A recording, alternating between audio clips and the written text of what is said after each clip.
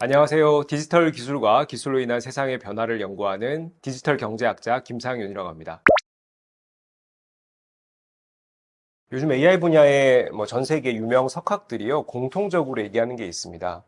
향후 5년에서 10년 이내에 AGI 시대를 우리가 맞이하게 될 것이라는 건데요. AGI라고 하면 Artificial General Intelligence, 우리말로 하면은 인공 일반 지능입니다. 즉, 인공지능이 특정 분야에만 역할을 하는 것이 아니라 인간의 아주 일반적인 대부분의 지능 활동을 대체할 수 있는 시대, 그 어떤 것을 시켜도 수행해내는 AI가 탄생하는 시대를 우리는 AGI 시대라고 합니다. 즉, AGI 시대가 5년, 10년 이내에 도래한다라고 하는 것은 우리 일상의 모든 영역에 AI 활용이 가능하다라는 것이죠. 자, 그런 점에서 우리가 정말 인간이 궁극적으로 해결하고자 했던, 지향하는, 우리 욕망이 담긴, 혹은 인간의 능력으로 해결하지 못했던 이런 정말 미지의 영역들에 AI가 기여하기 시작했다. 이렇게 또 우리가 생각을 해볼 수가 있죠. 예를 들면요, 질병 분야가 있습니다. 우리 인간의 현대의학으로서, 인간의 능력으로서 아주 현대의학이 발전하면서 인간의 난치병이나 불치병을 해결해 나가는 과정들 우리가 충분히 경험하고 있는데요. 이 속도를 AI가 더 빠르게 가져갈 수가 있습니다. 아주 복잡한 데이터 혹은 기존에 없던 질병들이 생겨났을 경우에 AI가 이것을 기존 패턴에 의해서 분석을 해주죠. 거기다가 우리가 기후변화라고 하는 것, 아주 복잡하고 예측 불가능한 영역들에 있는 부분들을 AI가 또 해결하는 사례들이 증가하고 있습니다. 얼마 전 정말 50년 된 그 수학 분야의 난제를 AI가 해결했다. 행렬 곱셈의 해를 찾는, 정말 수학자들이 정말 몇십 년을 노력해도 풀리지 않던 이 신비가 AI로 인해서 단번에 해결됐다라는 사례도 있었고요. 요즘 또 제약 산업에서 그 신약 후보 물질을 발굴할 때 AI가 인간이 5, 6년 걸리던 것을 몇 개월 만에 해내는 사례들도 등장하고 있습니다. 자, 이처럼 정말 우리가 욕망하는, 그리고 정말 우리가 궁극적으로 모든 인간이 지향하는 이런 방향들, 거기에 해당되는 문제들을 AI가 해소해주고 해결해준다. 충분히 AI의 이기를 우리가 제대로 활용해 볼 수 있는 시대라고 우리가 생각을 해볼 수 있을 것 같습니다. 네, 우리가 자율주행 영역에 완전 자율주행 시대를 이제는 꿈꾸게 되었습니다. 우리가 이제 자율주행이라고 하는 것에 기술의 레벨을 크게 6가지로 보는데요. 0단계부터 5단계까지 있습니다. 근데 지금 현재 나와 있는 자율주행 보조 기술 정도는 한 3단계 정도 수준입니다. 근데 이제 우리가 운전자가 운전석에 앉아는 있지만 운전대에 손을 대지 않아도 되는 이런 상태로 우리가 운전을 할 수 있다는 것은 4단계를 의미하거든요. 지금 이 앞서 나가는 여러 기업들이 이 4단계 완전 자율주행에 어떻게 보면은 기반이 되는 기술 단계로 지금 발전을 시키고 있다. 여러 이제 결과들이 속속 발표가 되고 있는데요. 얼마 전 언론 보도에서 중국의 바이두, 위라이드, 포니 AI라는 기업이 협력하여서 로보택시 완전 자율주행, 이 무인 자동차를 시범 서비스를 시작했다라는 발표를 접한 적이 있습니다. 중국이 실제로 요즘 AI 분야든 로봇 분야든 이 혁신 기술 분야에 상당히 앞서 나가고 있거든요. 실제로 우리나라를 이미 넘어선 영역들도 있고요. 또 가장 수위에 있는 미국이라는 기술 경쟁력을 또 추격하고 있는 또 나라가 되었습니다. 중국의 기술력을 이제는 무시 못할 상황이 되었는데요. 역시나 무인 자동차 완전 자율주행 영역에서도 이제 4단계로 구현이 될 수 있다라는 예측들이 지금 쏟아져 나오고 있습니다. 그리고 오늘 촬영일 기준으로 오늘 아침에 또 따끈따끈한 소식이 전해졌는데요. 테슬라가 2025년 1분기 실적 발표 자리에서 일론 머스크가 직접 언급을 하더라고요. 우리 완전 자율주행 자동차 기술이 내년 하반기에는 완성이 될 것 같다라는 발표를 했습니다. 그 말은 이제는 정말 운전석이 사라지는 시대를 수년 내에 기대해 볼 수 있겠다라는 것이고, 물론 이런 과정에서도 기술적인 한계와 또 일부 또 도전해야 될 과제들이 있죠. 가장 먼저 우리가 좀 중시해야 될 것은 사람들이 완전 자율주행에 대한 기대는 사고를 전혀 내지 않는 자동차를 기대하고 있다는 거예요. 우리 인간이 운전했을 때 사고율이 10%다. AI가 운전했을 때 사고율이 5%다. 좀 더 안전하잖아요. 그럼에도 불구하고 내가 AI가 운전하는데 사고 당하고 싶지 않아. 이런 어떤 심리들을 가지고 있다는 것이죠. 그 말은 우리가 생각하는 것보다 훨씬 더 이 안전에 대해서 기준을 높게 잡고 있다는 것이고, 즉 완전 자율주행 자동차가 여러 기업에 의해서 상용화가 될 시점에는 이런 사고율에 대한 완성도 측면이 또 상당히 심각한 문제로 고려될 것이다. 이것을 또 기술 업계들이 조금 더 완성도를 다지는 노력들 앞으로 필요할 것이라고 보이고요. 또 하나는 법 제도적인 측면입니다. 완전 자율주행 자동차가 여기저기 돌아다니는 시대가 되면은 아마 지금 현재 교통 체계나 질서들이 또 새로운 양상들이 생길 수가 있다라는 거죠. 뭐 예를 들면 이제 보험회사도 사고가 났을 경우에 완전 자율주행 차와 인간이 운전한 차가 사고가 났을 때 누구에게 책임을 물어야 되느냐, 이게 어떻게 보면 보험 설계의 또 새로운 국면이 될 수 있다라는 것이죠. 이런 여러 가지 기반이 되는 법 제도, 사회 인프라들이 역시나 완전 자율주행 시대를 미리 대비해야겠죠. 이것이 갖춰지지 않는다라고 하면은 이것이 시장이 더 커질 수 있는 부분들의 장벽이 될 수 있다라는 점에서 우리 사회가 또 함께 준비해야 될 숙제들도 있다라고 봅니다. 네, 얼마 전 구글이 AI 간의 통신 프로토콜이라고 할 수 있는 A2A, 에이전트 투 에이전트라는 이 프로토콜 기술의 표준화를 시도하고 있다라는 발표를 했습니다. 이 A2A 프로토콜이 뭐냐면요, 우리가 과거에 1990년대 인터넷이 대중화될 때 인터넷의 통신 프로토콜, 우리 TCP/IP 많이들 들어보셨죠? 바로 인터넷에 데이터를 전송하고 네트워크 간에 연결을 하는 것에서 이 표준화된 통신 규약을 우리가 TCP/IP라고 했었는데요. 이것이 이제 시장의 표준이 형성되다 보니까 좀 더 빠르게 인터넷이 전 세계에 보급되고 또 여러 인터넷 공급 기업들이 서로 간에 자유롭게 편안하게 이 프로토콜을 이용해서 데이터를 전송하는 이런 인프라가 구축이 된 것이죠. 역시나 마찬가지로 AI 시대에는 여기저기서 여러분들에게 맞춤 컨텐츠나 여러 정보들을 제공해주는 AI 플랫폼들이 다양하게 생겨나겠죠. 근데 이런 AI 플랫폼들 간에 서로 간에 또 상호작용이 필요하지 않겠습니까? 이런 부분에서 바로 표준이 되는 프로토콜, A2A 프로토콜을 구글이 앞서서 지금 주창하고 있는 것이라고 합니다. 자, 구글의 시도가 상당히 또 흥미로운데요. 근데 구글의 A2A 프로젝트는 실제로 장점이 있는 것이 여러 기업들을 참여시켜서 이렇게 협업으로 생태계를 구축해 나가는 과정을 만들고 있다고 합니다. 실제로 50여 개 전 세계 글로벌 테크 기업들이 참여를 해서 AI가 서로 통신하기 위해서는 어떤 규약들이 필요할까, 어떤 룰들이 필요할까를 협의하면서 이렇게 진행을 하고 있다고 하고요. 또 하나는 이 A2A 이 프로토콜이 오픈소스로 제공이 되고 있어요. 즉, 앞으로 만약에 이것이 정말 표준화된 AI 통신 규약이 된다라고 하면은 이에 참여하는 기업들이 실제로 우리가 지금 뭐 GPS 정보를, 구글 정보를 가져다가 여러 플랫폼 서비스를 진행하듯이 역시나 AI 플랫폼 서비스를 만드는 기업들도 이 프로토콜의 오픈소스를 가져다가 다양한 서비스, 다양한 비즈니스를 수행할 수 있는 용이함이 생길 수가 있겠죠. 즉, 우리가 이 구글의 노력은 또 어떻게 보면은 세상의 질서를 구글 주도로 또 하겠다라는 또 야욕이 있는 반면에 역시나 요즘 시대에 걸맞게 이 오픈 플랫폼, 오픈 생태계 형태로 빠르게 시장 표준을 만들려고 하는 또 긍정적인 측면도 있는 것으로 보입니다.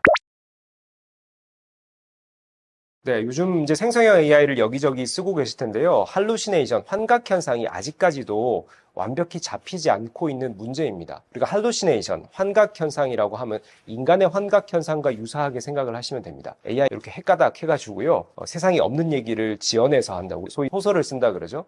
그리고 이제 거짓말을 하는 경우들, 여기에 해당되는 것이 할루시네이션, 환각 현상이죠. 실제로 이 챗GPT가 등장한 2022년 11월, 그 이후 몇 달 동안, 즉 생성형 AI 매우 초기적인 시기에는요, 이 환각 현상이 너무나 자주 발생해가지고 사람들이 이걸 조롱하기도 했었어요. 뭐 예를 들면 챗GPT가 세종대왕이 아이패드, 뭐 맥북을 집어던진 사건이 있습니다. 뭐 이런 얘기를 해가지고 이거를 또 캡처해서 사람들이 챗GPT가 이상한 소리를 한다, 이게 또 조롱의 대상이 되기도 했었는데요. 요즘 AI 업계의 노력을 통해서 이 환각 현상이 많이 줄어들긴 했습니다. 뭐 알고리즘을 고도화한다든지 혹은 또 데이터의 추가적인 학습, 파인 튜닝 과정을 통해서 이런 적절하지 않은 대답들의 루틴들을 추가적으로 학습시켰더니 AI가 이 정답의 완성도가 좀 올라가는 측면이 있습니다. 자, 그럼에도 불구하고 아직까지는 생성형 AI 할루시네이션이 완벽히 잡혔다라고 할 수는 없고요.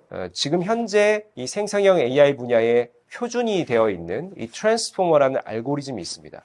이 알고리즘 자체의 구조적인 한계가 바로 할루시네이션, 환각 현상이기 때문에 이것이 이제 완성도는 높아질 수 있지만 지금 현존하는 기술로는 100% 해결할 수 없다라는 것을 우리가 전제하셔야 됩니다. 그 말은 우리가 이용자 입장에서 이 할루시네이션, 환각 현상을 좀 줄이는 방법들을 고민하셔야 된다. 대표적인 방법이 바로 질문을 어떻게 하느냐에 따라서 환각 현상을 다소 줄일 수 있다는 거예요. 우리가 이것을 프롬프트 엔지니어링이라고 하거든요. 예를 들면은 질문에다가 백데이터들을 충분히 포함시키고 또 다양한 배경 설명을 하고 이 분야에 대해서 기초적인 지식들을 AI에게 좀 알려준 다음에 내가 원하는 질문을 할 경우에 우리가 제공한 백데이터라든지 배경 설명, 이 상황 설정에 관련된 이 용어나 데이터들을 정답을 만들 때 추론하는 과정에서 AI가 활용을 하거든요. 그 말은 이것의 최종적인 답이 정답에 가까운, 즉 엉뚱한 소리를 할 확률이 줄어든다는 것이죠. 바로 이것이 환각 현상을 줄일 수 있는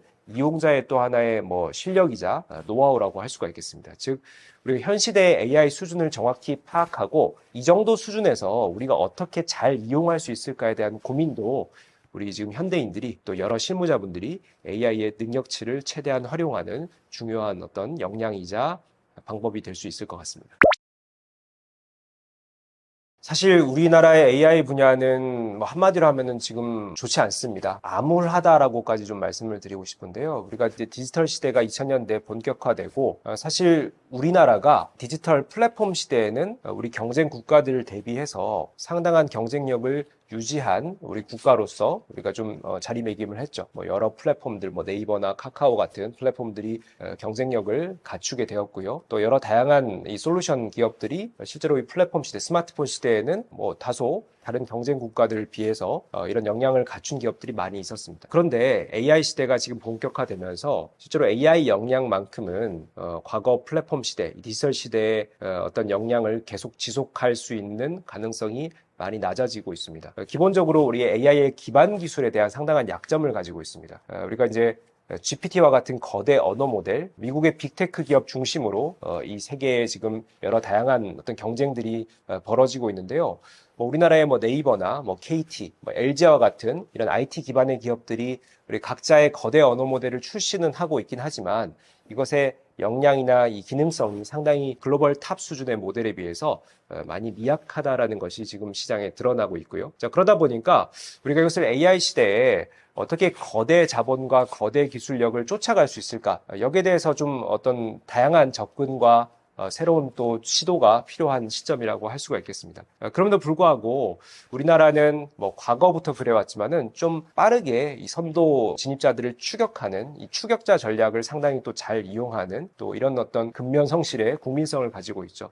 역시나 AI 분야도 지금 현재는 매우 초기적인 미국 주도의 시장이 펼쳐지고 있지만은 우리가 중국의 딥시크 사례에서 보시듯이 이런 거대 자본과 기술을 우리가 엔지니어링적으로 풀어갈 수 있는 방법들을 우리가 또 생각을 해볼 수가 있습니다. 우리가 어떻게 하면은 AI 시대에 우리가 이제 이런 기회들을 새롭게 포착할 수 있을까? 어떻게 하면 우리나라만의 포지셔닝을 찾을 수 있을까? 지금 현재 우리가 강점이 있는 일부 게임과 같은 소프트웨어 분야, 그리고 또 스마트폰과 같은 디바이스 분야의 강점을 살려서 여기에 맞는 다양한 시도들을 우리가 해볼 필요가 있겠다. 지금 앞으로는 정말 AI 시대의 흐름이 급변할 것으로 보입니다. 이 급변하는 시대에 우리의 또 새로운 기회들이 또 많이 생길 수가 있기 때문에 우리 기업들도 열심히 이 기회들을 발굴하는 노력들이 필요할 것으로 보입니다. 요즘 AI 기술이 정말 혁명적인 변화를 맞고 있습니다. 이게 사람들이 생각보다 이 새로운 현상에 대해서 많이 두려워하는 것 같아요. 크게 보면 세 가지 이유를 들 수가 있는데요. 첫 번째는 내가 경험하지 못한 이 변화가 진행되고 있다는 거죠. 예를 들면은 2000년대 스마트폰이 탄생했을 때만 해도 우리가 실제로 이런 디지털 디바이스에 대한 익숙함이 없지 않았습니까? 그러다 보니까 스마트폰을 가지고 얼마나 내 일상의 편리함을 잘 추구하느냐, 내가 이것을 업무에 활용하느냐, 이게 또 하나의 어떤 진입 장벽이자 하나의 개인적인 실무 능력이 되기도 했었습니다. 근데 이제 너무나 익숙해진 많은 분들은 스마트폰에서 어플리케이션을 새로운 걸 다운받으셔도 언제든지 쉽게 적응하고 또 거기에 또 이기들을 많이 활용을 할 수 있죠. 자, 근데 AI라고 하는 것은 어떻게 보면은 2008년 스마트폰이 탄생했을 때보다 더 거대한 변화라는 거죠. 그리고 우리 일상이 근본적으로 바뀝니다. 왜냐하면은 기술이라고 하는 것이 우리가 활동을 하는 것의 도구이자 수단으로서 쓰던 과거 산업혁명 시대부터의 우리의 어떤 인간의 인식이라든지 지금까지 관행이 있었는데 이 AI는 인간의 지능 활동을 대체하죠. 그러다 보니까 이것이 수단이자 도구가 아니라 AI가 전면에 나서고요. 우리는 AI의 주변인이 되는 거예요. 내가 AI에게 어떻게 지시를 하느냐, AI가 만들어주는 결과물을 어떻게 비판적으로 받아들이느냐, 이것이 의사결정이 될 수 있고요, 판단이 될 수도 있고요, 혹은 내가 투자로의 매매 결정이 될 수도 있습니다. 이런 아주 중요한 의사결정과 판단, 추론, 이 지능활동의 영역에서 AI가 우리를 대체하고 있다. 여기에 대한 또 두려움이, 익숙하지 않음이 너무나 크게 작용한다라는 것이죠. 그러다 보면은 실제로 내가 하고 있는 일이 혹은 나의 일상이 너무나 과격하게 변하지 않을까? 많은 분들이 질문을 하십니다. 내 업무는 AI로 대체되나요? 내 일자리는 AI로 인해서 사라지나요? 실제로 그런 변화들이 이미 진행되고 있고요. 저는 AI의 경계는 없다. 모든 업무나 모든 산업 영역에서 AI의 영향은 크기가 작든 크든 어느 정도 일정 부분에 영향을 끼칠 것이다. 그런 점에서 우리가 이것을 어떻게 적응하느냐의 문제죠. 또 하나 마지막으로 사람들이 AI에 두려워하는 이유, 어떻게 보면은 우리 사회 전체의 고민일 수도 있는데요. 바로 AI가 우리의 머리 꼭대기에 올라서면은 인간 세상의 윤리적인 문제나 질서 혹은 법 제도를 어긋나게 판단하거나 인간에게 피드백을 주는 경우가 생길 수 있다는 것이죠. AI를 우리가 도저히 통제할 수 없는 상황, 우리가 영화 디스토피아 이런 장면들에서 많이 보지 않았습니까? 로봇이 인간을 공격하고 드론이 사람을 죽이고 이런 측면들이 실제로 지금 벌어지고 있다는 게 문제죠. 요즘 많은 학자들이요, AI의 부작용을 연구하고 있습니다. AI가 고도화된 지능을 갖추다 보니까 인간의 선입견이나 편향까지도 가진다라는 거예요. 정치 성향을 가진 AI도 등장하고 있고요. 혹은 특정 가치관이나 윤리의식을 매우 강조하는 AI도 등장하고 있습니다. 이것이 여러 학자들의 검증 도구 툴에 의해서 실제로 입증이 되고 있는데요. 자, 그렇다 보니까 우리가 지금 인간 세상의 기존의 질서나 법 제도 이런 여러 다양한 형태의 룰들이 AI로 인해서 우리가 AI를 통제할 수 없는, AI가 우리 인간의 어떤 세상의 룰을 좌지우지하는 상황들에 대해서 막연한 또 두려움이 있다라는 것이죠. 이런 여러 가지 이유에 의해서 지금 많은 분들이 AI 발전을 다소 두려워하고 있는 것이 아닌가 이렇게 생각을 합니다. 요즘 AI 업계에서는요, 이런 얘기가 나와요. 도대체 내가 AI 업계에 있는 사람인데도 불구하고 내일 어떤 AI가 등장할지 감을 잡을 수가 없다는. 실제로 AI를 개발하는 개발자들도요, 내가 어떻게 직접적으로 개발하고 기여하는 프로젝트에만 실력이 있고 관심이 있지 전반적인 AI의 어떤 상황들을 100% 이해하고 있지는 못하거든요. 저같이 AI를 연구하는 학자들도 마찬가지입니다. 내가 연구하는 분야 외에 다른 변화들이 내 분야를 또 뒤덮기도 합니다. 내 분야가 사라지기도 하죠. 이런 어떤 상황들이 반복되다 보니까 AI 업계에 계신 분들조차 도대체 종 잡을 수가 없어, 감을 잡을 수가 없어. 그만큼 AI는 본격적으로 자본 중심, 그리고 실제로 이제 권력 중심으로 많이 구도가 옮겨가고 있다. 실제로 AI가 어느 정도 능력치를 갖느냐. 작년이죠. 스탠포드 대학의 그 AI 인덱스 리포트라는 것이 발표가 됐었습니다. 여기에는 이제 인간의 추론 능력에 비해서 AI의 추론 능력이 어디까지 올라왔을까? 어떻게 보면 추론이라고 하는 것이 인간의 사고 체계에 있어서 가장 고차원의 활동이라고 할 수가 있겠죠. 요즘 가장 앞서 있는 제미나이나 챗 GPT를 가지고 실험을 해봤더니 인간의 추론 능력의 평균 59% 능력치를 보이더라. 라는 결과가 나왔습니다. 그러면은 인간의 한 5분의 3까지 따라왔다라는 거거든요. 그 말은 우리가 정말 이제 인간을 위협하거나 인간을 대체할 수 있는 전방위적인 AI의 위협이 시작되었다라고 봐도 무방할 것 같고요. 실제로 이런 어떤 현상들은 2010년대부터 조금씩 그런 시그널을 보내기 시작했습니다. 실제로 2010년대 초반에는 인공지능 분야가 주로 시각, 우리 비전이라고 하는 영역부터 발전을 해왔는데요. 대표적인 사건이라고 할 수 있을 것 같네요. 이미지 인식 경진대회라고 있어요. AI 프로그램들이 참여해가지고요. 동물 사진들을 분류하는 이런 대회가 매년 열렸는데 2012년 우리 딥러닝의 아버지라고 불리는 제프리 힌튼 교수 연구팀이 개발한 알렉스넷이라는 프로그램이 무려 이전 대회 기록을 10%나 더 높이는, 즉 동물 사진을 분류하는데 오차율이 16%밖에 나오지 않았습니다. 그리고 2015년 드디어 인간의 오차율을 넘어서는 AI가 등장을 했어요.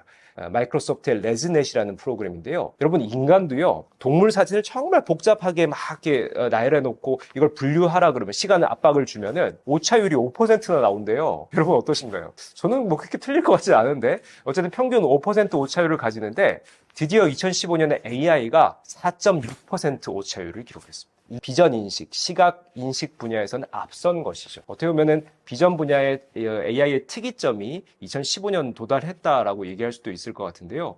바로 이런 AI가 이제는 주로 인간의 언어를 해석하고 언어를 구사하는 거대 언어 모델, 우리 챗GPT 같은 것이죠. 이 생성형 AI 시장으로 점차 확대가 되면서 이제 드디어 시각적인 인식, 언어적인 해석, 그리고 추론, 판단, 이런 인간의 모든 감각 정보와 어떤 지능 활동에 기여하는 AI들이 전방위적으로 나오기 시작했다. 결국 이제는 인간만이 할 수 있는 영역은 없다. AI가 이 모든 인간의 능력치를 뭐 이제 어느 정도 수준의 차이는 있지만은 침투하고 있다. 이렇게 봐도 무방할 것 같습니다. 사실 이런 질문들을 너무나 대중 강연 나가면은 많은 분들이 하셔가지고, 특히 우리 중고등학생 강의를 나가면은 항상 말미에 이런 질문을 해요. 어떤 직업을 가져야 AI로 인해서 대체가 안 될까요? 내가 이런 공부, 이런 일에 관심이 있는데 이거는 살아남을 수 있을까요? 저도 고민을 많이 하지만 정말 정확한 답을 드리기 어려울 정도로 세상이 정말 복잡하게 이 기술로 인해서 영향을 받고 있습니다. 제가 그래도 오늘 우리 이 방송 컨텐츠를 위해서 몇 가지 고민한 내용들을 좀 말씀을 드릴게요. 어떤 직업이 소멸될까? 저는 세 가지 특성으로 좀 말씀을 드리겠습니다. 첫 번째는요, 여러 영역의 복잡한 데이터가 활용되는 직업입니다. 예를 들어 볼까요? 우리 기상 관측사 어떤가요? 그러니까 기상 이변이 요즘 되게 복잡하게 진행되는 우리 온난화 시대죠. 그러다 보니까 아주 거대한 빅데이터, 그리고 아주 복잡한 데이터들을 축적해서 이걸 분석해가지고 기상 관측을 합니다. 여기에는 우리 데이터 모델링이라는 수학적인 방법도 쓰여요. 자, 그런데 인간이 이것을 하겠습니까? 아니겠죠. 당연히 솔루션이 이것에 인간에게 해안을 제시를 해주겠죠. 즉, 이 솔루션이라고 하는 것은 AI의 능력치를 발휘하는 것입니다. 즉, 거대한 데이터를 가지고 이 복잡한 관계 설정이나 인과관계를 찾아내고 미래를 예측하고 하는 활동은 아무리 인간이 이 전문 지식을 갖추고 이 실무 능력을 키운다라고 하더라도 AI를 따라갈 수 없는 영역이라고 할 수가 있겠죠. 유사한 직업으로 의사를 또 예로 들 수가 있죠. 우리 의사라는 직업도 인간의 뭐 마음을 다스리고 환자에게 좀 위안을 주고 뭐 이런 당연히 심리적인 측면도 있지만은 기본적으로는 환자의 어떤 상태, 진료 기록, 뭐 지금까지 또 이런 그 여러 병의 어떤 진행 상황 이런 것들을 수치화하고 데이터화하고 시각화해서 이것의 판단 근거로 활용하는 것이 의사라는 직업이죠. 결국 여러 영역의 복잡한 우리 어떤 생체 정보나 몸의 다양한 상태 정보들, 질병에 대한 정보들을 분석하고 판단하는 과정, 분명히 이것도 AI가 강점이 있을 것으로 생각이 됩니다. 자, 두 번째 유형은요, 이렇게 말씀드리고 싶어요. 감정의 교류가 없이 정확한 정보를 전달하는 것에 포커스를 하고 있는 직업들. 이것도 역시나 예를 들어 볼게요. 우리 콜센터 상담원들, 뭐 텔레마케터들 어떨까요? 물론 인간과 소통을 하는 직업입니다. 자, 그럼에도 불구하고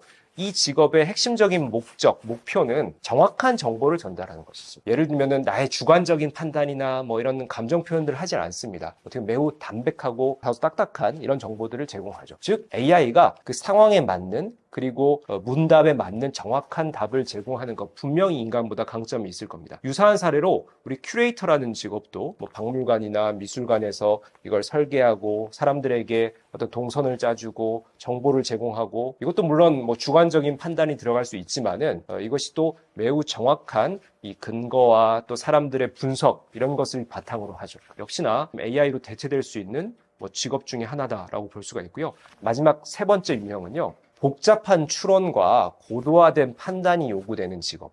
이걸 우리가 사회적으로 좀 얘기를 하자면은 고소득 직업들 여기에 해당됩니다. 펀드 매니저, 우리 금융권의 애널리스트, 실제로 지금 여의도 금융권 혹은 미국이나 영국과 같은 선진국에서는요. 이 펀드 매니저, 즉 펀드를 만들고 운용하고 이런 정말 전문 인력들이요. AI로 대체되기 시작했습니다. 실제로 여러분들이 금융 상품을 이제 거래하다 보면은 AI가 운용하는 상품 이런 것들이 이제 우리나라에도 하나 둘 등장하기 시작했고요. 실제로 AI가 운용하는 인간 펀드 매니저가 아닌 AI가 운용하는 상품이 수익률이 더 잘 나와요. 그러다 보니까 소비자는 AI 운용 상품을 선택합니다. 결국 펀드 매니저라고 하는 역할이 우리가 이제 여러 거시 데이터들 그리고 또 투자한 이 섹터의 어떤 산업 데이터, 기업 데이터 이런 것들을 바탕으로 투자의 의사 결정을 하고 매수 매도 타점을 잡고 뭐 이런 어떤 역할을 하잖아요.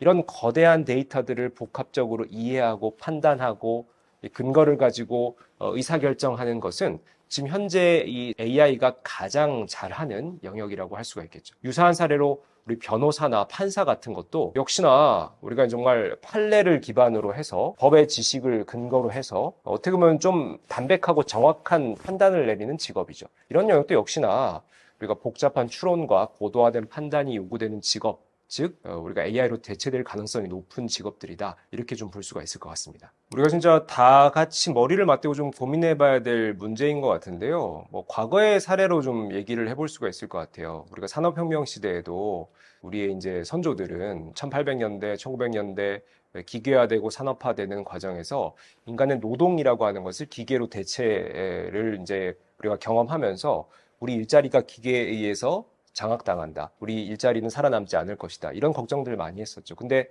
지금 21세기 지금 현재 시점에는 우리가 실제로 더 일자리가 더 늘어났죠. 우리가 이 기계와 함께 살아가는 과정에서 또 관련된 또 직업들, 또 새로운 인간의 역할들이 생겨났습니다.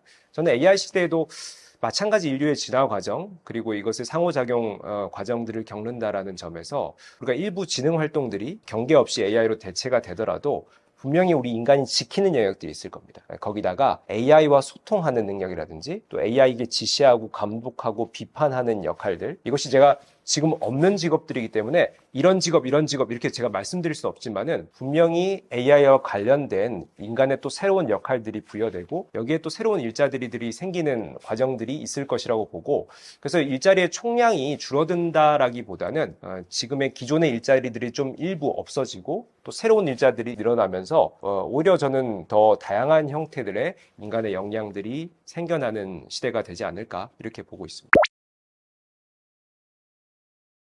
네, 사실 한국 사회의 학벌이라는 것이 우리가 이제 인정하고 싶진 않지만 너무나 사회적으로 중요하게 또 작용하고 있는 거, 뭐 현실적인 뭐 상황인 것 같습니다. 자, 그럼에도 불구하고 AI 시대에 뭐 어떻게 보면은 사회에 뭐 좋지 않은 어떤 그런 인식들을 조금 더 다른 차원으로 진화시킬 수 있는 기회를 우리가 얻을 수 있을 것으로 생각이 되는데요. 기본적으로 우리가 이제 학교라는 것, 대학이라고 하는 것은 뭐 내가 전공을 하는 것도 그렇지만 기본적인 특정 영역에 대한 전문 지식을 갖춰 나가는 과정입니다. 자, 근데 AI 시대에는요, AI가 대부분의 인간의 지능 활동들을 대체하는 시대가 되기 때문에 결국은 특정 전문 영역의 지식들을 AI에 많이 의존하게 돼요. 그 말은 우리가 학교에서 배우는 지금 현재의 커리큘럼 상으로 학교에서 배우는 내 전공 영역보다는 우리가 이 전공 영역에서의 AI의 역할과 내가 AI에게 어떻게 커뮤니케이션하고 AI의 또 성능을 또 최대로 끌어올리고 또 이를 통해서 어떤 가치를 만들어내느냐, 즉 우리가 이제 AI와 커뮤니케이션하고 비판적으로 사고하는 능력이 더 중요해질 거라는 겁니다. 실제로 이제 과거 뭐 역사를 재밌는 비유를 해보자면은 우리가 18세기, 19세기 초까지만 해도 우리가 교통수단이라는 것이 마차, 말 정도밖에 없지 않았습니까? 자, 그러다 보니까 마부라는 직업이 상당히 보편적인 직업이었어요. 근데 당시 시대에는 우리 인간의 매우 중요한 능력으로 말과 어떻게 소통을 잘할까, 이게 핵심 능력이었어요. 그러니까 말의 어떤 건강 상태를 눈빛만 봐도 알고, 말의 털 어떤 색깔이나 촉감을 가지고 또 말의 지금 컨디션을 알고, 또 실제로 이게 마차를 운행하는 과정에서도 말의 지금 상태라든지 말이 얼마나 목말라 하는지 아니면 배변을 잘 하는지 이런 것들을 파악하고 판단하는 이 마부의 능력이 상당히 높게 평가가 되었고, 이것이 매우 또 인간의 중요한 능력으로 평가되던 시절이 있었습니다. 물론 뭐 이게 뭐 적절한 사례일지 모르겠지만은 지금 현재 AI의 시대죠. AI와 소통하는, 우리가 말의 상태를 체크하고 말과 소통하듯이 AI의 상태를 체크하고 AI와 소통하는 능력, 예를 들면 프롬프트 엔지니어링 혹은 AI 리터러시와 같은 이런 능력들이 강조되고 있죠. AI가 제시하는 결과를 무엇이 옳고 그른지 비판하고 AI와 소통하고 여기에 가치를 끌어내는 능력, 이거는 이제 지금 현재의 대학 교육에서 내가 전공에서 우리가 얻을 수 없는 능력이라고 생각을 하고요. 이것이 이제 조금씩 이런 학벌, 내 전공 중심보다는 인간의 소양이나 새로운 능력, 역량을 우리가 중시하는 이런 어떤 분위기로 흘러갈 수 있는 기회가 될 수도 있겠다, 뭐 이런 생각을 해봅니다.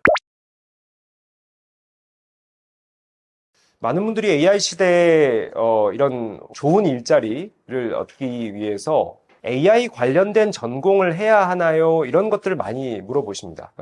근데 저는 이제 이렇게 답을 드리고 싶어요. AI는 지금 2025년 현재 공기와도 같은 존재가 되었어요. 우리 공기라고 하는 게 그 속에서 이제 산소를 호흡을 통해서 우리가 생명을 영위하는데 이걸 이용을 합니다. 내가 무슨 활동을 하든지 이 공기, 산소는 항상 내 옆에 있고 항상 필요한 존재라는 것이죠. 바로 AI도 이 공기, 산소와 같은 존재라고 생각해 볼 필요가 있습니다. 즉, 내가 하는 업무에 AI는 기본적으로 딸려가는 거고요. 그렇다면은 내가 전문적인 지식을 갖고 있는, 내가 활발하게 활동하는 영역이 반드시 AI 관련 영역일 필요는 없다라는 거예요. 다만 내가 하고 있는 내 전문 영역에서 AI와 연계된 지식들을 얼마나 잘 갖추냐, 오히려 이렇게 역설적으로 생각을 해볼 필요가 있죠. MIT는요 2020년경부터 1조 원을 투자를 해서 AI 컬리지를 만들었습니다. AI 컬리지의 목적은 뭐냐면요, AI 전공자들을 늘리는 게 아니라 전공은 지금 다른 여러 학문 분야를 유지하되, 예를 들면 뭐 철학을 전공하고 예술을 전공하고 인문학을 전공하고 다 유지를 하되, 이 각자의 전공에서 AI를 기본 소양으로 연계하는 교육을 제공하겠다라는 것. 즉, 우리 이제 쉽게 표현하면은 AI가 부전공이 되고 기초 소양 전공이 된다라는 것이죠. 내가 철학을 전공했는데 AI를 기초 소양으로 같이 공부를 해가지고 이 철학과 AI의 관계, 철학 분야에서 AI는 어떻게 활용될까, 철학 분야를 AI가 어떻게 바꿀까, 이런 것들을 고민하는 이제 미래 세대를 키운다라는 것이죠. 즉, AI가 공기와 같은 이 시대에는 AI와 관련된 직업보다는 나의 전문성을 갖고 있는 그 영역과, 그리고 기본적인 AI와 연결하는 방법들을 키워나가는 이런 어떤 접근이 저는 뭐 더 적절하지 않나 이렇게 생각을 합니다. 사실 이제 시니어분들을 뵈면은 항상 이렇게 얘기를 하세요. 요즘 AI든 기술이 뭐 너무 어렵다. 나는 이미 은퇴했으니 이런 거 이제 몰라도 되지 않냐. 나는 너무 번거로워서 이런 거 공부하고 싶지 않아요. 이런 분들이 있습니다. 자, 근데 이미 AI 시대는 시작이 됐고요. 이 변화 속도는 너무나 빠릅니다. 사실 우리가 지금 현재 100세 시대고요. 앞으로 또 의학 기술이나 여러 이제 생명 관련된 기술들이 발전을 하면서 수명이 더 연장되지 않겠습니까? 만약 60세에 은퇴를 하셨다라면은 한 5, 60년은 더 여생을 이제 사셔야 되죠. 이제 그런 관점에서 우리가 이제 AI라고 하는 것을 이제 뗄래야 뗄 수 없는 존재가 됐다라는 것이죠. 즉, 우리가 이제 은퇴 이후에도 AI가 일상에 다양한 편리함을 제공해주고, 또 우리 여가 활동을 하고, 또 새로운 또 제2의 인생을 살아가는데 매우 중요한, 앞서 말씀드린 산소와 같은 존재가 될 수 있다는 겁니다. 그래서 저는 두 가지 방향을 좀 제안을 드립니다. 첫 번째는 일단은 AI를 잘 다루는 능력이 필요해요. 이게 기본 소양이죠. 예를 들면 내가 하는 취미생활,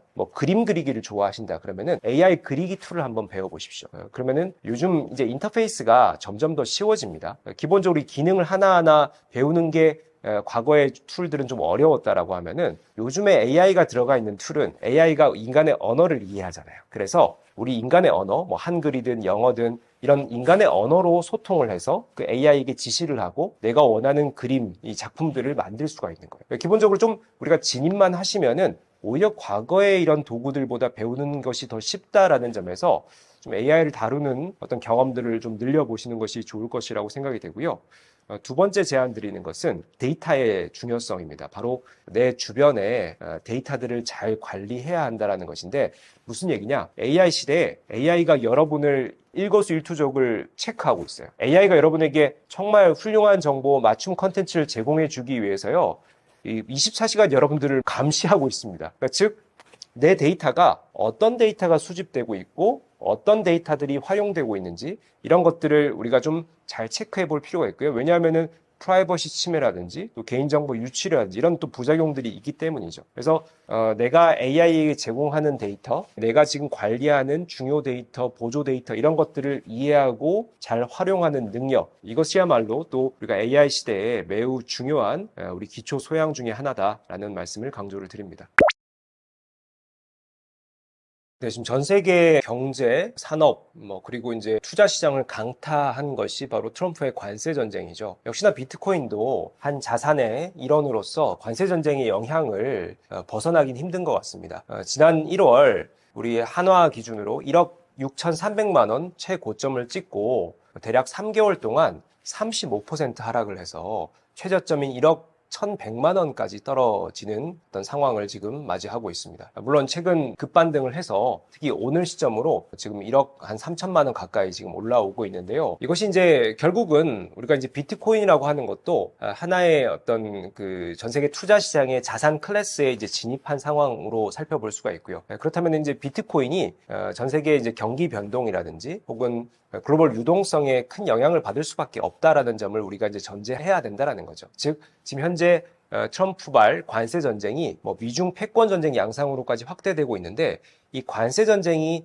이런 자산 시장에 어떤 영향을 끼칠까? 결국은 우리가 이제 이 관세 전쟁으로 인해서 물가가 올라가고 그러면은 이제 또 우리가 이제 금리 인하 시점이 또 늦춰지고 또 이런 과정에서 기업들이 투자를 위축받고 뭐 이런 어떤 여러 상황들이 경기 변동이나 유동성에 큰 영향을 끼치지 않겠습니까? 그런 관점에서 저는 이 비트코인도 지금 현재 이 시장에서 인식되고 있는 것은 우리가 나스닥의 기술주 종목 정도의 어떤 관점으로 지금 투자 시장이 이뤄지고 있다. 그러니까 실제로 올해 1월부터 4월까지의 변동성들을 분석해 보면은 나스닥 100의 기술주의 움직임과 비트코인이 상당 부분 유사하다. 실제로 상관계수가 0.6 이상을 기록하기도 했습니다. 즉, 이 월가를 중심으로 한 투자 시장에서는요, 이 비트코인을 기술주의 한 종목 정도의 맥락으로 투자를 하고 있다라는 것이 현 시장의 관점이고요. 자, 그 말은 우리가 뭐 관세 전쟁이든 혹은 경기 변동이든 혹은 금리 인하 시점이든 그러니까 나스닥이라는 이 종목, 특히 이 기술주 종목, 대형 종목들이 언제 지금 하락을 멈추고 반등하느냐, 이것이 유동성이 풀리면서 또 이런 비트코인과 같은 이제 위험 자산에 언제 돈이 투자가 들어오느냐, 이런 어떤 상황들을 미리 예측하고 우리가 이것을 가격 변동을 좀 미리 대비할 필요가 있겠죠. 그런 점에서 저는 2분기가 지나서 이제 3분기, 4분기에는 좀 희망적인 상황이 펼쳐지지 않을까 조심스레 예측을 해봅니다. 네, 아무래도 그 트럼프가 비트코인 대통령을 선언한 이제 취임 전까지만 해도 기대감으로 많이 폭등을 했죠. 마침 또 비트코인의 4년마다 돌아오는 반감기라는 이 이벤트와 맞물려 가지고요. 작년 하반기에 상당히 비트코인 시세가 좋았습니다. 우리가 이제 주식 시장에서도 이 기대감에 오른 종목들이 또 이렇게 거품이 껴서 또 일부 수익 실현, 매도세가 또 강한 이런 일부 기간들이 지속되는 경우들이 있잖아요. 역시나 비트코인도 2025년 뭐 지금 1분기, 2분기 연속해서 작년에 폭등했던 이 기대감으로 폭등했던 거품이 다소 거치면서 또는 지금 경기 상황이나 또 나스닥에 연동된 이 기술주 움직임과 결부가 되면서 다소 조정 국면이 좀 지루하게 이어지고 있는 상황입니다. 자, 그럼에도 불구하고 트럼프를 중심으로 해서 이제 미국이라는 거대 강국이 이 비트코인을 뭐 전략자산화하는 움직임, 또 이런 그 월가를 중심으로 해서 이 비트코인 현물 ETF 상품이 승인되고 또 여러 부호들의 자금들이 들어오고 또 미국의 이런 상장 기업들이 비트코인에 투자를 늘려가는 이런 상황들은 계속 지속되고 있습니다. 그 말은 이런 강대국 그리고 강대국의 경제 산업 기업들이 이 비트코인을 받쳐주고 있다라고 생각을 해볼 필요가 있고요. 자, 그런 점에서 트럼프가 지금 뭐 부임 초기에 이 비트코인에 대해서 뭐 우호적인 발언을 하면서 뭐 시세를 굳이 끌어올릴 이유는 없다라는 것이죠. 그들의 어떤 방향은 4년의 임기를 좀 장기적으로 보면서 하나하나 진행을 시킬 것이고, 자, 그런 점에서 우리가 미국의 움직임을 좀 긍정적으로 살펴볼 필요가 있다. 다만 지금 눌리고 있는 국면들, 우리가 어떻게 하면 이게 바닥을 치고 이런 긍정적인 또 호재들이 또 이어지면서 다시 한번 시세를 분출할 수 있을까? 앞서 말씀드린 것처럼 올해 연말에 하반기에는 조금 다소 긍정적인 이슈들이 좀 계속 이어질 것으로 보고요. 다소 또 글로벌 유동성이 공급되는 이런 상황에 맞물려서 또 좋은 시세가 나오지 않을까 이렇게 예측을 해봅니다. 사실 비트코인이라고 하는 것이 실제 용도가 물론 있긴 있습니다. 이 비트코인 가지고 뭐 결제하고 이걸 결제 수단으로 쓰는 여러 국가들 일부 있습니다. 그럼에도 불구하고 비트코인은 투자 자산으로서 지금 뭐 99% 시장에 자리 잡고 있다 이렇게 볼 수가 있는데요. 자, 그러다 보니까 이 비트코인의 가격을 예측한다라는 것이 뭐 상당히 이제 어렵고 난해할 수밖에 없습니다. 비트코인을 주식 투자 종목처럼 투자를 하고 있지만은 실제로 이제 비트코인은 뭐 주식 시장의 이 기업과의 평가 관점이 다르지 않습니까? 우리 기업이라는 것은 매출도 있고 영업이익이 있어서 우리가 어느 정도 퍼나 PBR을 가지고 우리가 적정 주가를 예측해 볼 수가 있지만은 비트코인은 뭐 실제로 이제 이익이 나는 것도 아니고요. 또 용도가 뭐 일부 비트코인을 거래에 활용하는 국가들도 있긴 하지만은 뭐 대부분이 이제 투자 자산으로서만 활용되고 있는 상황에서 이 비트코인의 적정 가치를 계산한다는 것은 사실상은 뭐 불가능하다. 결국은 공급 수요의 원칙에 따라서 이것이 이제 수요가 얼만큼 계속 지속될 것이냐로 우리가 그냥 단순 예측을 할 뿐이죠. 그러다 보니까 비트코인 전문가들은 실제로 뭐 4년 전, 8년 전 이 과거의 어떤 패턴을 답습할 것이다라는 것으로 예측을 가격에 적용하고 있을 뿐입니다. 이제 과거 반감기 사례들을 좀 비유를 해보면은 우리가 4년 전, 8년 전 우리가 이제 반감기에서 20배 오르고 8배 오른 경험을 가지고 있거든요. 그래서 이 작년 반감기, 2024년 반감기 이후에는 약 뭐 서너 배 정도는 오를 것이다라는 것이 대부분 이제 전문가들의 일관된 예측이었는데 실제로 지금 비트코인은 과거의 순수 반감기 사이클처럼 움직이고 있지는 않습니다. 저는 그것의 이유가 미국이 비트코인 전략 자산으로 채택한 요 이제 대표적인 사례에서 보듯이 여러 참여자들이 비트코인에 관심을 가지고 이런 기존 금융 세력들, 투자 세력들이 시장에 참여하다 보니까 순수하게 이 크립토 업계에서 움직이던 이 반감기의 공급 수요만 가지고 기대감으로 움직이던 과거의 패턴과는 좀 다른 양상들이 나타나고 있다는 것이죠. 그래서 우리가 지금 이 시점에서 우리가 비트코인의 정확한 가격을 예측하는 것은 그냥 뭐 소설을 쓰는 것과 뭐 유사하다. 저는 이렇게 말씀을 드리고요. 다만 제가 아직까지도 기대하고 있는 것은 뭐 여러 다양한 앞서 말씀드린 변수들이 있지만은 그래도 올해 하반기 아직까지 상승 여력이 좀 일부 남아 있다라는 점에서 우리가 지난 뭐 1월에 최고점을 찍었던 1억 6천을 넘어서는 움직임은 나올 것이다. 그렇다면 이제 원화 기준으로 한 2억 정도는 냉정하게 우리가 좀 보수적으로 보더라도 우리가 좀 기대해 볼 수 있지 않을까라고 생각이 들고요. 그렇다면은 우리가 2억 전후에서 만약에 좀 단기적으로 들어간 투자자분들은 일부 좀 수익 실현을 하시고요. 만약에 정말 몇 년 전 과거에 아주 낮은 가격에서 가지고 계신 분들은 또 이런 그 폭락장에 대한 우려는 과거보다 좀 많이 줄어들었다는 어떤 점에서 좀 장기적으로 또 들고 가시는 것도 하나의 방법이 될 수 있겠다. 그런 포인트로 말씀을 드립니다.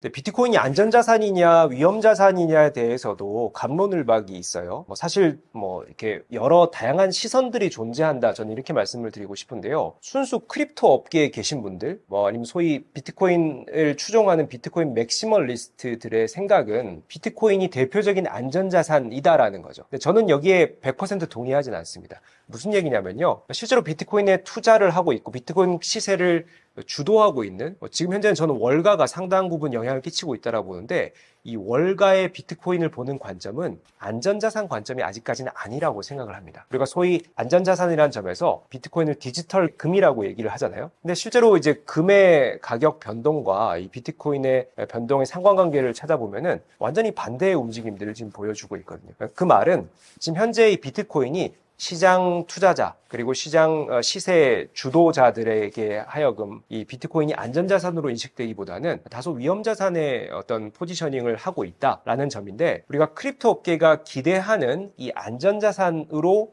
비트코인이 향후에 진화할 수 있을까? 이런 인식들이 우리가 대세가 될 수 있을까는 우리가 다소 기대는 해볼 수가 있습니다. 그래서 이 크립토 업계가 기대하는 안전자산으로 가기 위한 세 가지 근본적인 이유를 제가 좀 말씀을 드릴게요.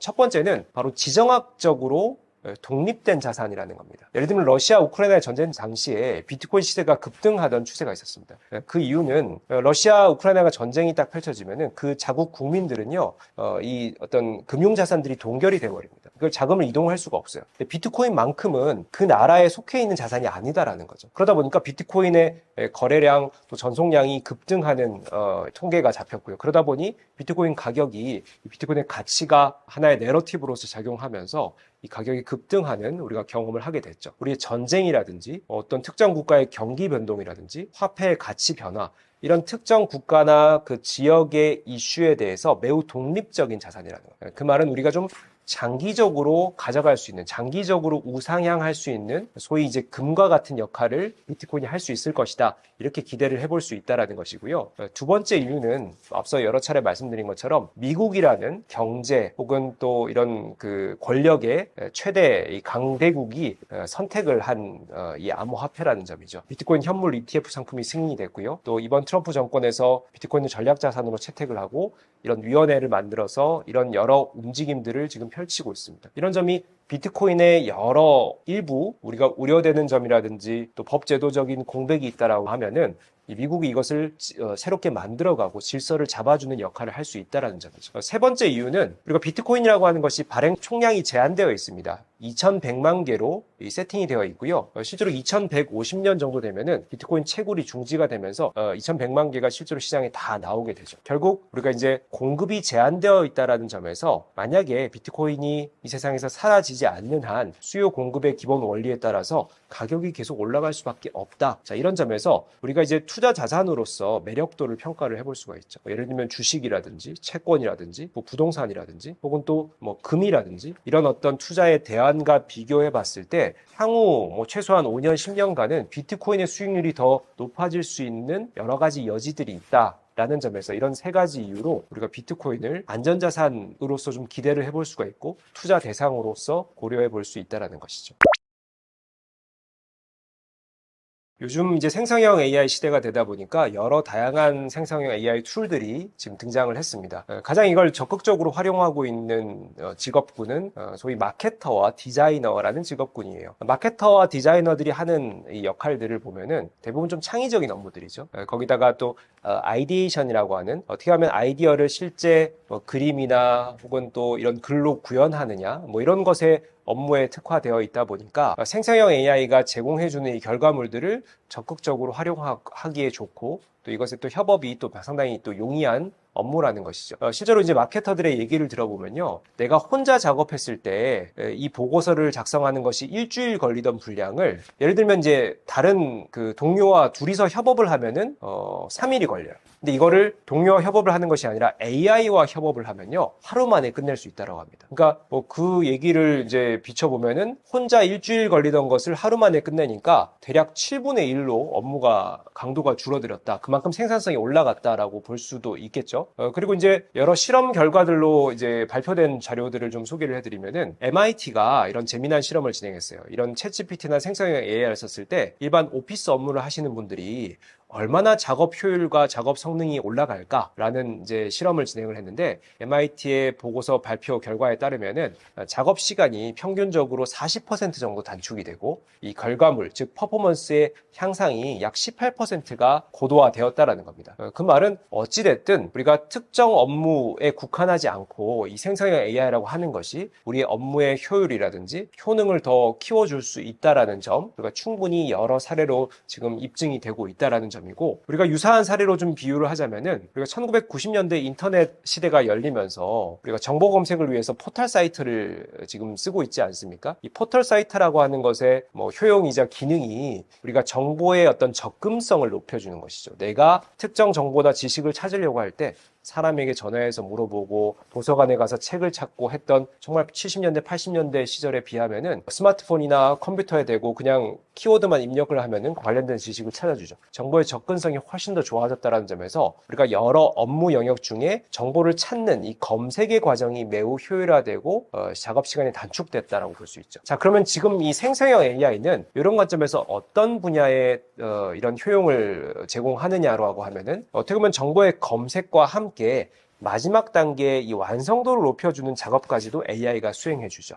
왜냐하면요. 우리가 네이버나 구글에다가 검색했을 때는 특정 지식이나 정보를 우리가 또 들어가서 내가 원하는 정보들을 발췌하는 또 과정과 노력이 필요하죠. 근데 AI는요, 여러분들이 질문만 잘 하시면은 내가 원하는 나의 요구사항에 맞게 최종적인 답을 작성을 해줍니다. 즉 우리가 검색을 해서 이것을 읽고 판단하고 발췌해서 최종적인 결과물을 만드는 일련의 이제 3가지 단계가 있었다라고 하면은 이 단계를 AI가 한꺼번에 제공을 해주는 것이죠. 결국 검색과 품질을 동시에 잡아준다. 효율과 효능을 동시에 잡아준다라는 점에서 저는 이 AI를 썼을 때 얻을 수 있는 여러 업무의 이 효과들을 이렇게 설명드릴 수가 있을 것 같습니다. 근데 많은 분들이, 특히 시니어 분들이 AI가 어렵다고, 내가 이걸 뭐 꼭 배워야 되냐, 또 이런 또 푸념들을 늘어놓으십니다. 근데 AI 시대는 이제 막 시작이 됐고요. 새로운 툴들이 또 계속 생겨날 거예요. 그 말은 새롭게 생겨난 툴은 그 어떤 세대들도 어떤 사람들도 처음이라는 거죠. 내가 이것을 조금만 익히면은 남들보다 한 발 앞설 수 있는 새로운 또 기회가 제공된다라는 것이고, 이것이 이제 모든 이들에게 생소하다라는 점에서 다 공통적으로 이것에 또 배우는 과정이 필요하다라는 것이죠. 또 하나 여러분들께 자신감을 제공해드리고 싶은 관점이 뭐냐면요.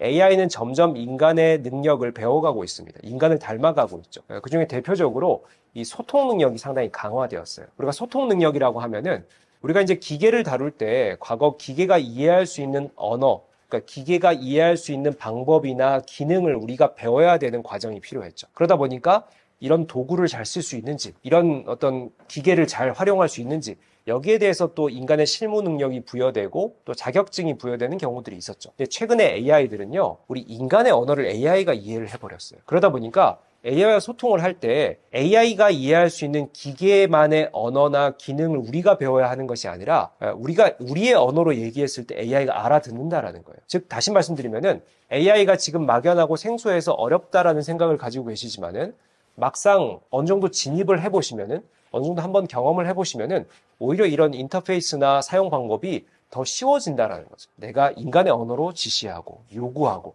AI가 알아듣고, 그것을 이행해 준다라는 점이죠. 이런 점에서 우리가 좀 막연한 두려움을 갖기보다는, 내 분야에서 관련된 툴들을 한 번씩 써보면서 경험치를 늘려가신다라고 하면은, 아마 충분히 이런 또 편리함을 느끼실 수 있을 것이라고 생각을 합니다.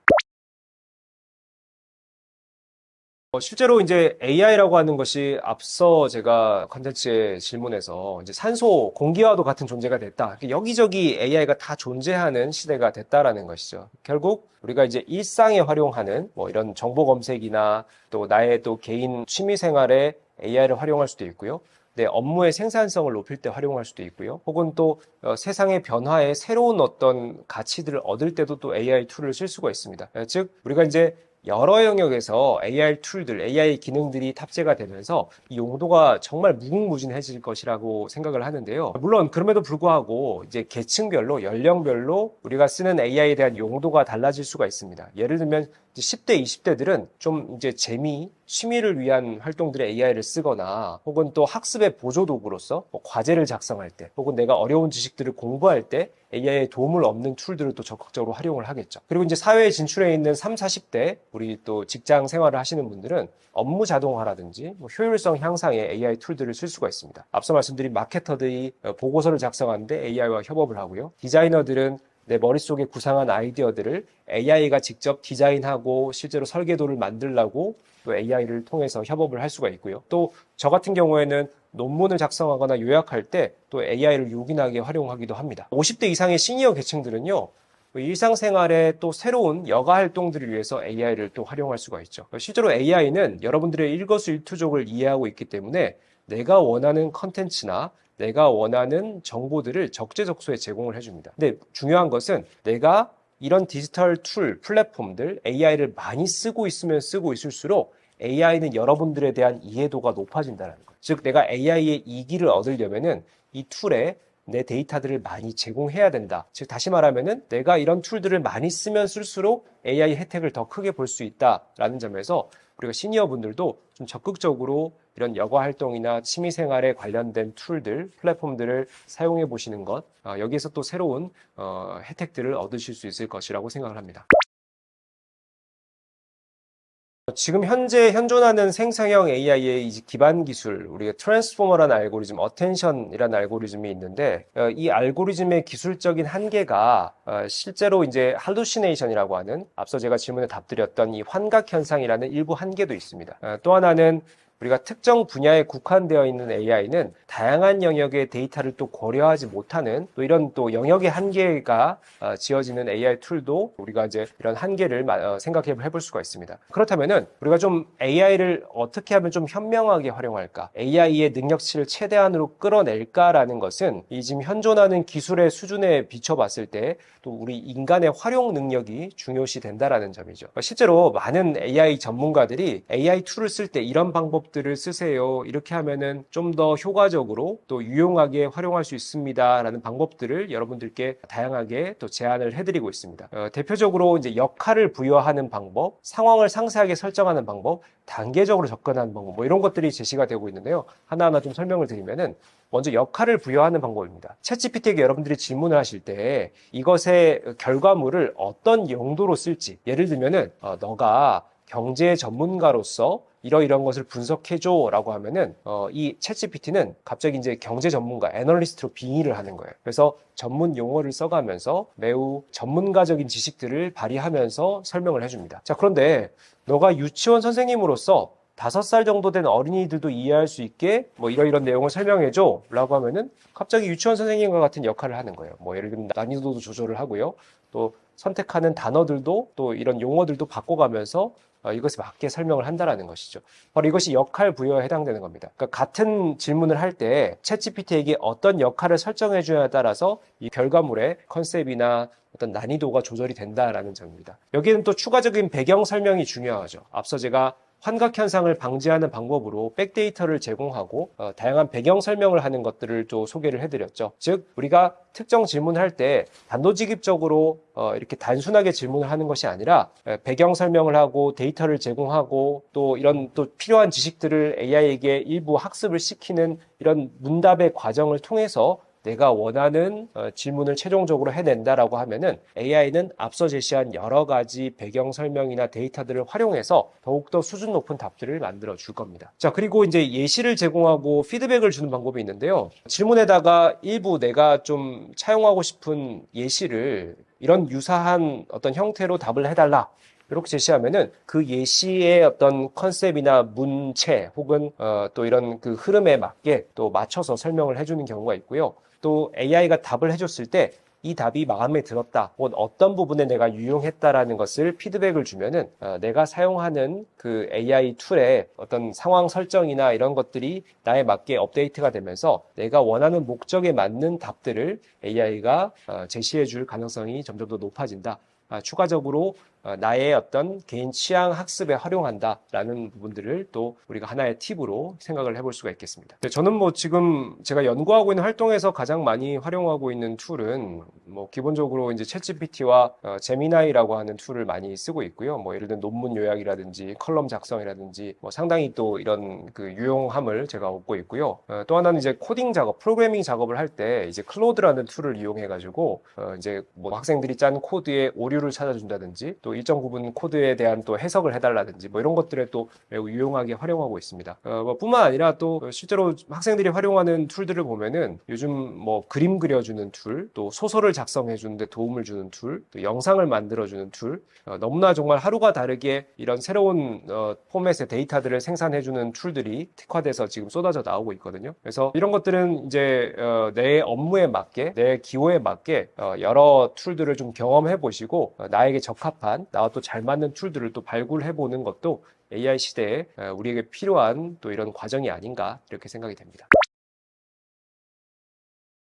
요즘 이제 디지털 기술이 정말 세상의 전면에 부각되는 시대인 것 같습니다. 특히 AI, 비트코인 관련된 여러 세상의 변화가 동시다발적으로 이루어지고 있는데요. 자, 이렇게 과격한 변화가 진행될수록 우리가 좀 가까운 미래를 볼 것이 아니라 좀 먼 미래를 예측하는 것이 필요하죠. 우리가 세상이 어떻게 진화할까? 우리가 이 기술을 가지고 인간이 어떤 혜택을 얻을까? 이런 큰 그림을 그리시고 이 기술들에 접근을 하신다라고 하면은 우리가 작은 선택을 잘못했을 경우에 얻는 피해를 최소화하고 우리가 큰 방향에 대해서 새로운 기회를 발굴하고 미래를 예측하는데 좀 더 효과적인 어떤 방향, 어떤 나침반이 되지 않을까 이런 점에서 좀 큰 그림을 그리고 이 미래를 구상해 보시라 뭐 이런 여러 다양한 지식들을 또 배워나가는 어떤 노력들 필요하시다라는 말씀을 당부드리면서 말씀을 마무리 드리도록 하겠습니다.